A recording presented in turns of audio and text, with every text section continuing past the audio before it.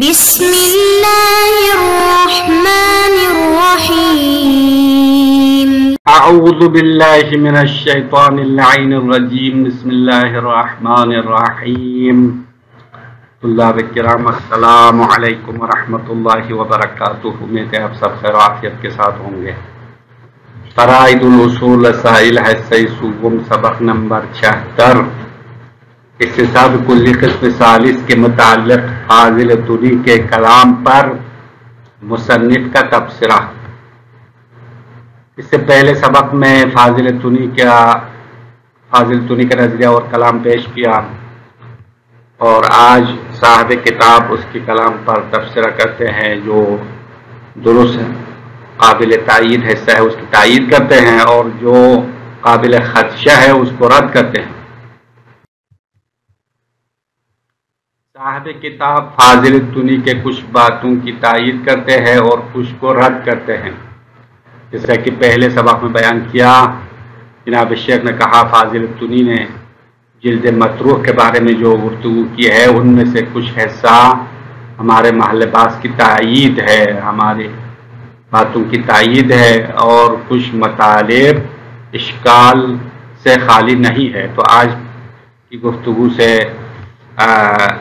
اس کے قابل خدشہ مطالب کو بیان کرتے ہیں۔ صاحب کتاب کا کہنا ہے کہ فاضل تونی نے مذکورہ مثال میں استصحاب کا انکار کیا ہے، یہ اچھی بات ہے۔ تو پہلے صاحب کتاب کہتے ہیں کہ فاضل تونی صاحب نے زید کے گھر میں ہونے کے ذریعے سے ظاہر کو ثابت کیا، اس کے بعد ظاہر کے استصحاب کے ذریعے سے گھر میں امر موجود ہونا ثابت کرنا درست نہیں ہے۔ تو یہ بات ہم بھی کہتے ہیں، ہماری نظر میں بھی مذکورہ مثال میں استصحاب کرنا درست نہیں ہے، لیکن جلد مطروح کے بارے میں انہوں نے استصحاب کی جو صورت بنائی ہے وہ ٹھیک نہیں ہے۔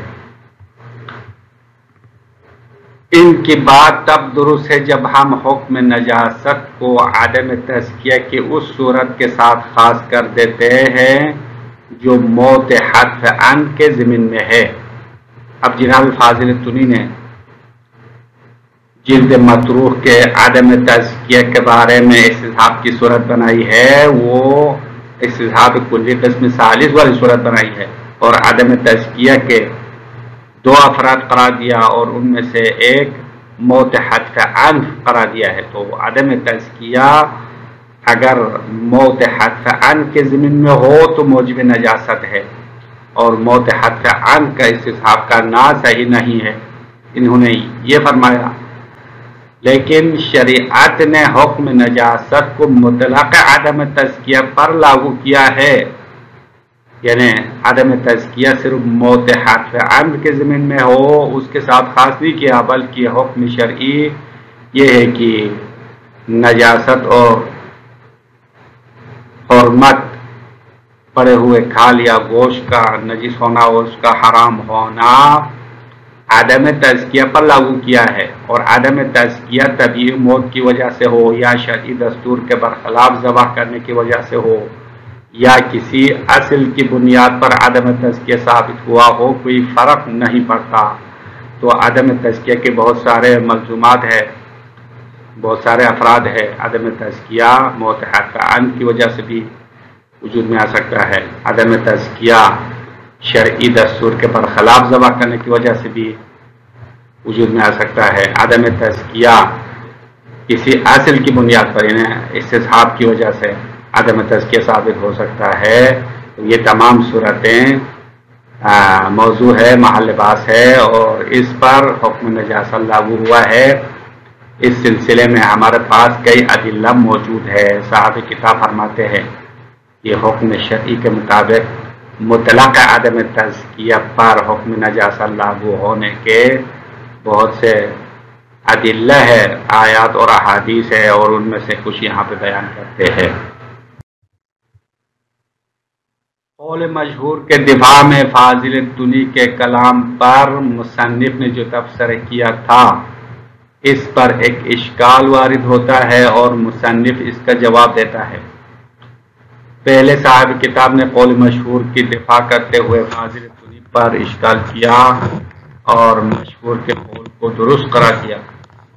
اور پھر ایک اشکال مقدر کا جواب دیتے ہیں، کہتے ہیں کہ جلد مطروح کی نجاست پر عدم تزکیہ کے استصحاب کے ذریعے سے استدلال کرنا درست نہیں ہے، کیونکہ آپ نے پہلے کلی عدم تزکیہ کو استصحاب کیا، اس پر میتہ کا حکم لگایا ہے، پھر میتہ پر حکم نجاست و حرمت لاگو کیا ہے، یہ اصل مثبت ہے۔ اب اشکال یہ ہے، اشکال تقدیری یہ ہے کہ کوئی کہتا ہے کہ آپ نے پہلے عدم تزکیہ ایک مفہوم کلی ہے اس کو استصحاب کیا، حالانکہ جو ادلہ عبارت نے لایا ہے اس میں نجاست اور حرمت کا حکم میتہ پر لاگو ہو گیا ہے، تو پہلے عدم تزکیہ کے استصحاب کے ذریعے سے میتہ کو ثابت کیا، میتہ ہونا ثابت کیا، پھر میتہ پر حکم نجاست لاگو کیا، تو یہاں پہ حکم نجاست جو حکم شرعی ہے وہ ڈائریکٹ مستصحب پر لاگو نہیں ہوتا ہے، بلکہ درمیان میں ایک واسطہ ہے، تو اگر مستصحب پر حکم شرعی ڈائریکٹ لاگو نہیں ہو رہا ہے، درمیان میں ایک واسطہ نکل رہا ہے، واسطہ پیدا ہوتا ہے، تو اس کو اصل مثبت کہلاتا ہے، اور اصل مثبت یہاں پہ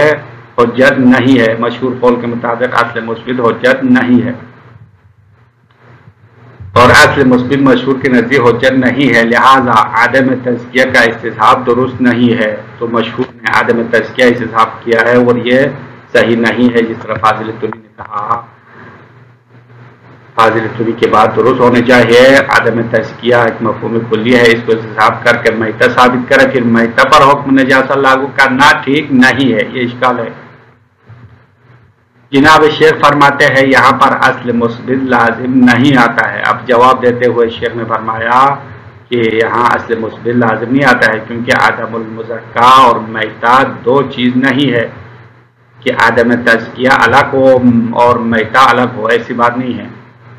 آپ لوگوں نے اصل مثبت ثابت کرنے کے لیے، اصل مثبت بنانے کے لیے عدم تزکیہ کلی بنا دیا اور میتہ کو اس کا فرد قرار دیا،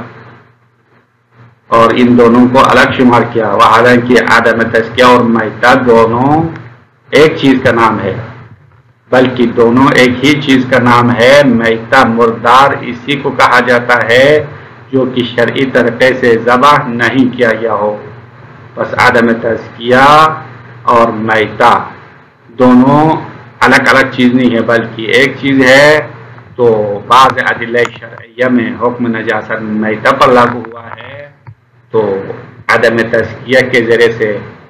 حکم نجاست ثابت کرنے میں کوئی اشکال نہیں ہے، یہ اصل مثبت نہیں ہے، بس صاحب کتاب نے یہاں تک اشکال تقدیری کا جواب دے دیا۔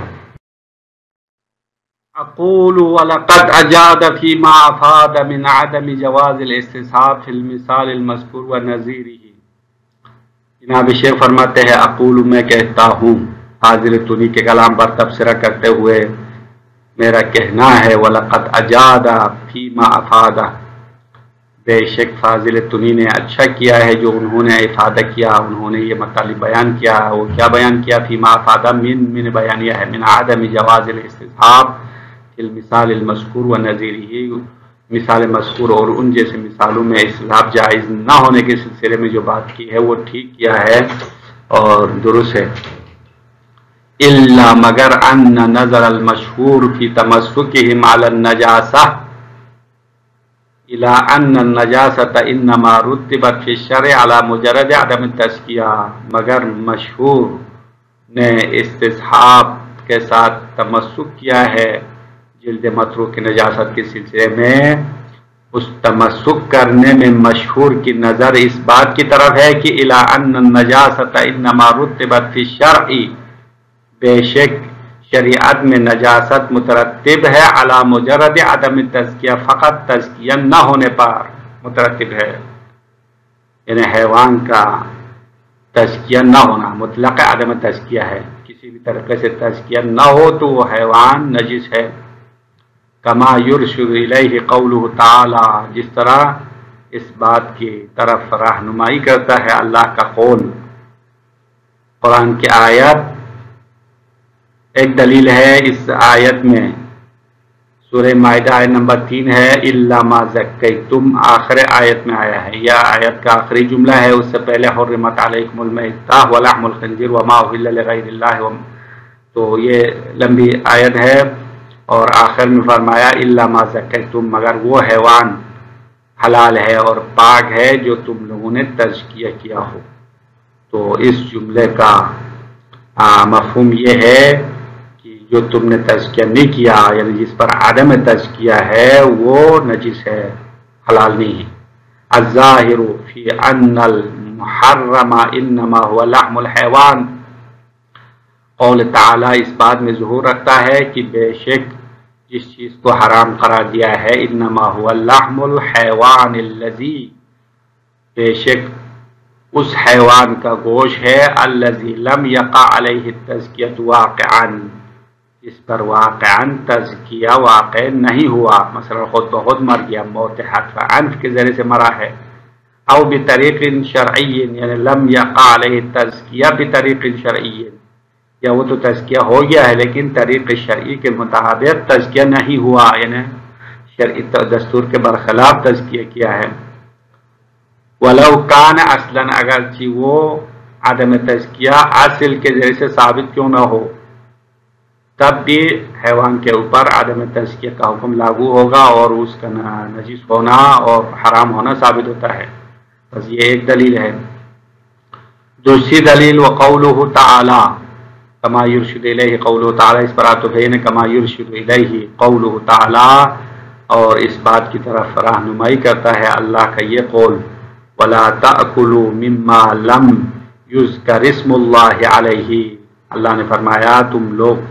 اس کو نہ کھاؤ، اس گوشت کو نہ کھاؤ، لم یذکر اسم اللہ علیہ، جس پر اللہ کا نام نہیں لیا گیا۔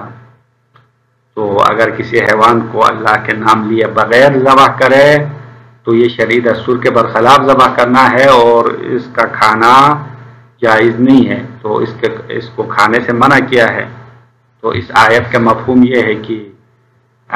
وَلَا تَأْكُلُوا مِمَّا لَمْ يُذْكَرِ اسْمُ اللَّهِ عَلَيْهِ، اس پر اللہ کا نام نہیں لیا اس کو نہ کھاؤ، تو اس کا مفہوم یہ ہوگا کہ جس پر اللہ کا نام لیا ہے وہ کھاؤ۔ وَقَوْلُهُ تَعَالَى، اور اس بات کی طرف رہنمائی کرتا ہے اللہ کا قول، فَكُلُوا مِمَّا ذُكِرَ اسْمُ اللَّهِ عَلَيْهِ، اللہ نے فرمایا تم لوگ کھاؤ اس حیوان سے جس پر اللہ کا نام لیا گیا ہو۔ تو یہ آیت پہلے آیت کا مفہوم ہے۔ پہلے آیت میں لا تاکلوا مما لم یذکر اسم اللہ علیہ کہا، یعنی اس حیوان سے مت کھاؤ جس پر اللہ کا نام نہیں لیا، تو اس کا برعکس مفہوم یہ ہے کہ فکلوا، تم لوگ کھاؤ اس حیوان سے جس پر اللہ کا نام لیا گیا ہے، یعنی جس کو شرعی طور پر تزکیہ کیا گیا ہے اس کا کھانا حلال ہے، وہ پاک ہے۔ وقولہ علیہ السلام فی ذیل موثقہ ابن بکیر، اسی طرح ہمارے قول کی طرف رہنمائی کرنے والا قول امام کا فرمان ہے، امام علیہ السلام کی حدیث ہے ابن بکیر کے موثقہ کے ذیل میں، کیونکہ ابن بکیر کا موثقہ تفصیلی ہے، اس کا ایک جملہ یہاں پہ نقل کیا جو کہ شاید مثال ہے۔ فرمایا اذا کان ذکیہ زکاہ الذابح، امام نے فرمایا اگر اس حیوان کو ذبح کرنے والے نے صحیح تزکیہ کیا ہو تو اس حیوان کا کھال اور اس کے بال وغیرہ کے ذریعے سے لباس وغیرہ بنا کے نماز پڑھنا ٹھیک ہے۔ اب اس جملہ شرطیہ کا مفہوم یہ ہے کہ اگر اس کو شرعی طور پر تزکیہ نہیں کیا گیا ہو تو وہ نماز میں استعمال کرنا اس کا کھانا حرام ہے، نماز باطل ہونے کا سبب ہے۔ وبعض الاخبار، اور بعض احادیث المعللۃ لحرمۃ الصید، اور وہ اخبار اور احادیث اس شکار کے حرام ہونے کی علت بیان کرنے والا ہے، الذی ارسل الیہ کلاب، جس کی طرف شکاری کتا بھیجا گیا ہے، ولم یعلم انہ مات باخذ المعلم، اور یہ معلوم نہیں ہے کہ وہ شکار صید جو ہے تربیت شدہ کتے کے پکڑنے سے مرا ہے یا خود بخود مرا ہے، یہ پتہ نہیں چل رہا ہے، وہ حرام ہے۔ اس کی علت یہ بیان کیا بالشک فی استناد موتہ الی المعلم، کیونکہ اس حیوان کا موت، اس شکار کا مرنا تربیت شدہ کتے کے پکڑنے سے مستند ہونے میں شک ہے، اس وجہ سے، اس شک کی وجہ سے اس حیوان کا کھانا حرام قرار دیا۔ الی غیر ذالک، اس کے علاوہ بہت سارے احادیث ہے، مما اشترط فیہ العلم باستناد القتل الی الرمی، کہ ان احادیث میں اس بات کی شرط رکھی ہے کہ شکار کا مرنا مستند ہو الی الرمی، تیر اندازی کے ساتھ، یعنی کوئی حیوان شکار کرے تو شکاری نے گولی چلا دیا یا تیر مارا تو اس حیوان کا مرنا مستند ہونا چاہیے رمی کے ساتھ، یعنی اس گولی کی وجہ سے یا اس تیر کی وجہ سے مرنا معلوم ہو تو کھا سکتا ہے، اگر مشکوک ہو تو نہیں کھا سکتا ہے۔ والنہی عن الاکل مع الشک، شک کے ساتھ اس حیوان کا کھانا ممنوع ہے۔ اگر یہ پتہ نہ چلے کہ وہ حیوان خود مرا ہے یا تیر کی وجہ سے مرا ہے، یہ پتہ نہ چلے تو پھر اس کا کھانا حرام ہے، کیونکہ یہاں پہ اصل عدم تزکیہ ہے، عدم تزکیہ پر حکم حرمت لاگو ہوتا ہے۔ ولا ينافي ذلك، یہاں سے اس اشکال تقدیری کی طرف اشارہ کرتے ہیں کہ کسی نے کہا ان ادلہ میں سے بعض ادلہ میں حکم نجاست میتہ پر لاگو ہو گیا ہے، اور آپ نے پہلے عدم تزکیہ کو استحضاب کیا، اس کے بعد عدم تزکیہ پر میتہ کا حکم لاگو کیا، پھر میتہ پر حکم نجاست لاگو کر دیا ہے، اور یہ اصل مثبت ہے اور اصل مثبت حجت نہیں ہے، یہ اشکال ہے۔ ولا ينافي ذلك، اور اس بات کے ساتھ کوئی منافات نہیں ہے، ما دل على كون حکم النجاسہ مرتبا على الموضوع المیتہ، کہ وہ روایات اور احادیث جس نے دلالت کیا کہ حکم نجاست موضوع میتہ پر مترتب ہوتا ہے، حکم نجاست موضوع میتہ پر مرتب ہونے پر دلالت کرنے والے احادیث اس مطلب کے ساتھ کوئی منافات نہیں رکھنے والا ہے۔ بمقتضى ادلۃ نجاست المیتہ، میتہ کی نجاست ثابت کرنے والے ادلہ کے مقتضا کے مطابق حکم نجاست میتہ پر لاگو کیا ہے، تو یہ اصل مثبت شمار نہیں ہوتا۔ کیوں؟ لأن سے جواب ہے، لأن المیتۃ عبارۃ عن کل ما لم یزکیٰ، کیونکہ میتہ عبارت ہے ہر اس حیوان سے جس کو تزکیہ نہ کیا گیا ہو، تو عدم تزکیہ الگ چیز، میتہ الگ چیز نہیں ہے، بلکہ دونوں ایک چیز کا نام ہے۔ لأن التزکیۃ امر شرعی توقیفی، کیونکہ تزکیہ ایک امر شرعی ہے، توقیفی ہے، یعنی شرعی بیان پر موقوف ہے۔ تزکیہ کا طریقہ کار خود شریعت بیان کرنے والے ہے، اگر اس طریقے پر زبان نہ ہو تو وہ میتہ ہے۔ فما عدا المزکیٰ میتۃ، پس جو مزکیٰ نہ ہو وہ میتہ ہے، مردار ہے۔ وَلِذَا حُكِمَ بِنَجَاسَتِهَا، اسی لیے میتہ کی نجاست کا حکم لگایا گیا ہے۔ تو بعض ادلہ میں میتہ پر حکم لگانے سے اصل مثبت لازم نہیں آتا ہے۔ والسلام علیکم ورحمۃ اللہ وبرکاتہ۔